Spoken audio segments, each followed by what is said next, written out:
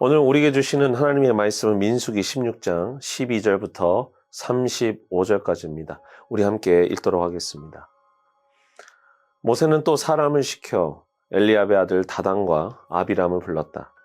그러나 그들은 이렇게 말하였다. 우리는 가지 않겠소. 우리를 적과 꿀이 흐르는 땅에서 이끌어내어 이 광야에서 죽이는 것으로도 부족하단 말이오. 이제 당신은 우리 위에 군주처럼 군림하기까지 할 셈이요. 더욱이 당신은 우리를 적과 꿀이 흐르는 땅으로 인도하지도 못했소. 밭과 포도원도 우리에게 유산으로 주지 못하였소. 당신은 이 사람들의 눈을 뺄 작정이요. 우리는 못 가오. 모세는 몹시 화가 나서 주님께 아뢰었다. 저 사람들이 바치는 제물은 바라보지도 마십시오. 저는 저 사람들에게서 나귀 한 마리도 빼앗은 일이 없습니다. 저들 가운데 어느 한 사람에게도 잘못한 일이 없습니다. 모세가 고라에게 말하였다. 당신과 당신의 모든 사람은 내일 주님 앞에 나오시오. 당신과 그들과 아론이 함께 설 것이오. 각자 자기의 향로를 들고 그 안에 향을 담아가지고 주님 앞으로 나와야 하오.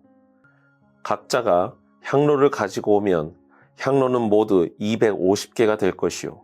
당신과 아론도 각자 향로를 가져와야 하오. 그래서 각자 자기의 향로를 가지고 와서 거기에 불을 피우고 그 안에 향을 넣어서 회막 어귀에 섰다. 모세와 아론도 함께 있었다. 고라는 온 회중을 모두 회막 어귀에 모아 두 사람과 대결하게 하였다. 갑자기 주님의 영광이 온 회중에게 나타났다. 주님께서 모세와 아론에게 다음과 같이 말씀하셨다. 너희는 이 회중에게서 따로 떨어져라. 내가 그들을 순식간에 없애버리겠다.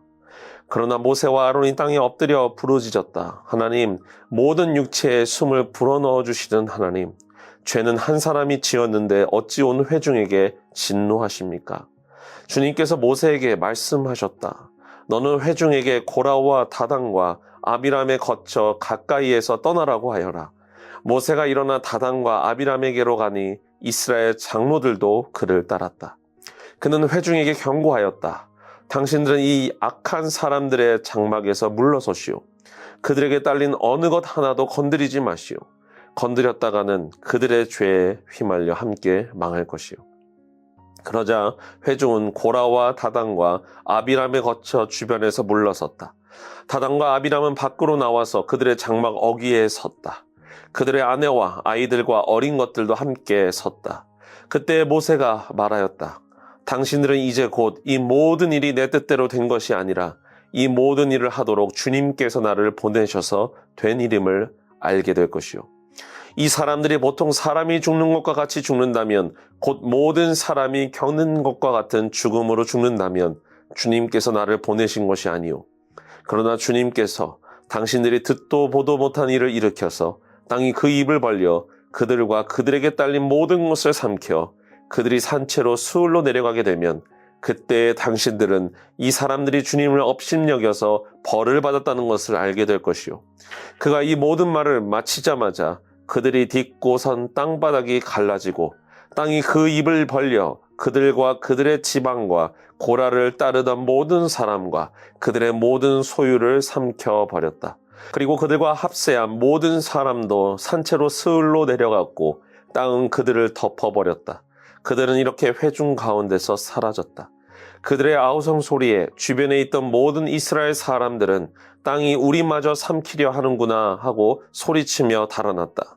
주님께로부터 불이 나와 향을 바치던 250명을 살라버렸다. 오늘 민수기 16장에서는 고라와 다단, 아비람의 반역 사건이 기록되어 있습니다.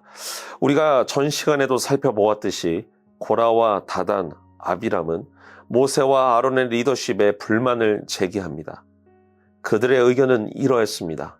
민수기 16장 3절의 말씀입니다. 우리 같이 읽도록 하겠습니다. 그들이 모세와 아론에게 대항하여 모여서 항의하였다. 당신들은 분에 넘치는 일을 하고 있어.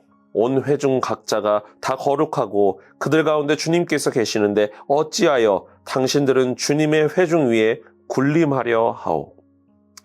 고라와 다단, 아비람은 레위 지파로서 우리도 다 같이 주님을 섬기고 따르는 자들인데 왜 모세와 아론의 지도를 받아야 하는지에 대한 불만이 있었습니다. 그들은 이야기합니다. 모세, 당신이 진짜 리더였다면 우리를 이렇게 고생시키지 않았을 거야. 지금 현실을 봐라. 이게 무슨 젖과 꿀이 흐르는 땅인가? 괜히 출애굽을 해서 나왔는데 오히려 더 고생하고 있지 않는가?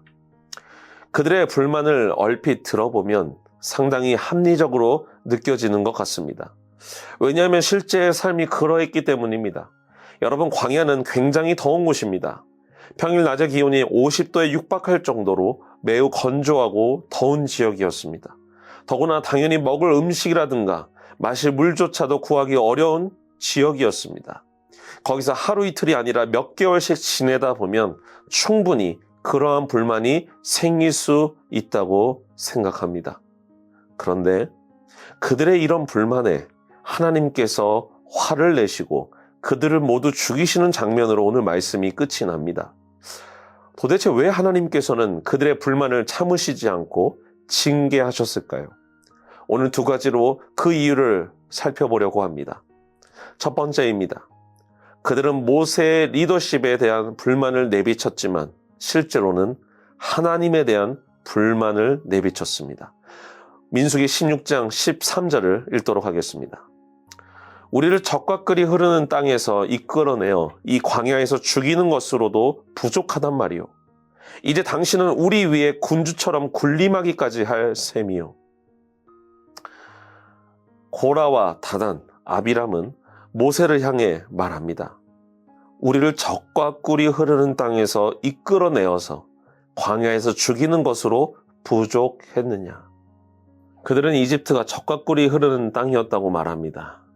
분명 이집트에서의 생활은 고통이었고 고난이었습니다. 오죽했으면 그들의 노예 생활 가운데 고된 노역으로 인한 울부짖음을 하나님께서 들으셨다고 말씀하실 정도로 그렇게 괴로운 땅이 바로 이집트였습니다.